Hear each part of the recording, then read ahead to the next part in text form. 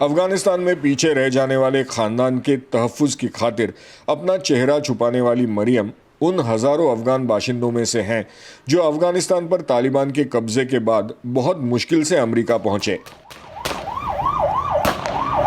उन्होंने उस दौरान जो कुछ देखा वो अब भी उनके लिए एक डरावने ख्वाब की तरह है।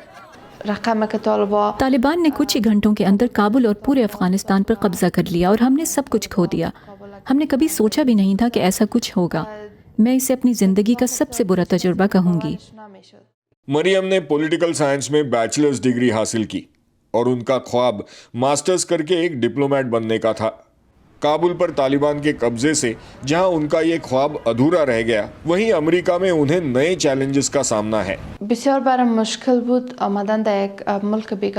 अब हम एक नई सिस्टम में आ गए हैं जो हमें समझना है। एक नई सकाफत के साथ एडजस्ट करना पड़ेगा।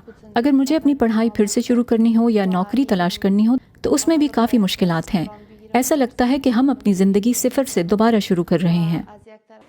मरियम को अमेरिका में बसाने के लिए गैर सरकारी तंजीम विमेन फॉर अफगान विमेन मदद कर रही है।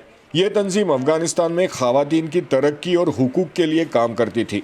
अगस्त 2021 के बाद अमेरिका आने वाले 76,000 से भी ज़्यादा अफगान पनाह गुज़ीनों की ज़रूरतों को देखते हुए अब इसका फोकस उनकी आबादकारी पर भी है। सबसे बड़ा चैलेंज दो सतह पर है। एक तो मुहाजिरीन के लिए घरों का इंतजाम करने में मुश्किलात आ रही हैं। दूसरा, उन्हें इमिग्रेशन और कानूनी मदद की भी बेहद ज़रूरत है। यहाँ 36,000 से ज़ायद अफगान ह्यूमैनिटेरियन पेरोल वीज़ा पर हैं, जिन्हें 2 सालों में अपना स्टेटस एडजस्ट करना होगा या असाइलम के लिए अप्लाई करना होगा। असाइलम अप्लाई करने के लिए उनके पास सिर्फ 1 साल है। न्यूयॉर्क से मुल्हिका कनेटिकट के शहर न्यू हेवन में रहने वाले अफगान एक्टिविस्ट्स दाद मोहम्मद सरवरी और हेवाद हेमात खुद स्पेशल इमिग्रेंट वीज़ा पर अमेरिका आए थे। अब ये 2021 के बाद आने वाले अफगान रिफ्यूजीज की मदद कर रहे हैं। वो कहते हैं कि अफगान शहरियों को निकालने का काम अभी पूरा नहीं हुआ है।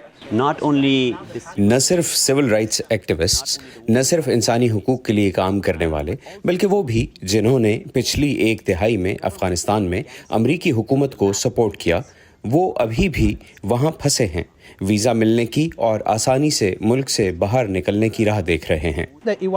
इवैक्यूएशन प्रोसेस काफ़ी सुस्त है। हर रोज़ हमें खबरें मिलती हैं कि ऐसे कई लोगों को मारा जा रहा है और इसकी जिम्मेदारी कोई भी नहीं लेता।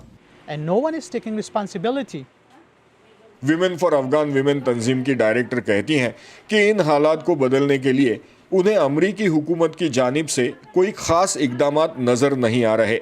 हम जानते हैं कि इस वक्त अफगानिस्तान में अमरीकी काउंसलेट या एम्बेसी मौजूद नहीं है, तो कई लोगों को जिनकी फैमिली रीयूनिफिकेशन वीज़ाज या फैमिली पिटीशन वीज़ा की एप्लीकेशंस मंजूर हो चुकी हैं, उनके पास आगे की कार्रवाई करने के लिए कोई जगह नहीं है। उन्हें उसके लिए पाकिस्तान, भारत या ताजिकिस्तान जैसे पड़ोसी मुल्कों में जाना पड़ता है और अफगानिस्तान से बाहर निकलना, इन मुल्कों में जाना आसान नहीं है। अफगानिस्तान में फंसे हुए खानदानों की मदद करने के लिए हुकूमत क्या कदम उठा रही है, इसकी मालूमात के लिए हमने अमरीकी स्टेट डिपार्टमेंट से राब्ता किया है, लेकिन जब तक कोई हल नहीं निकलता, मरियम जैसे हज़ारों अफगानों को अपने घर वालों की दूरी बर्दाश्त करनी पड़ेगी। पिछले 1 साल से मैं अपने ख़ानदान से दूर हूँ। अमेरिका ने यहाँ आए अफगानों के साथ वादा किया था। हम उम्मीद करते हैं कि हमें ग्रीन कार्ड और दूसरी ज़रूरी चीज़ें दी जाएं ताकि हमें वापस न जाना पड़े, क्योंकि अपने मुल्क या किसी दूसरे मुल्क में जाना हमारे लिए खतरनाक हो सकता है। मरियम जैसे अफगानों को डर है कि यूक्रेन, ताइवान या महंगाई जैसे चैलेंजेस की वजह से अमेरिका कहीं उन अफगान शहरियों को भूल न जाए जिन्होंने 20 साल तक अपनी जान पर खेलकर उसका साथ दिया। Anshuman Apte, voice of America, New York.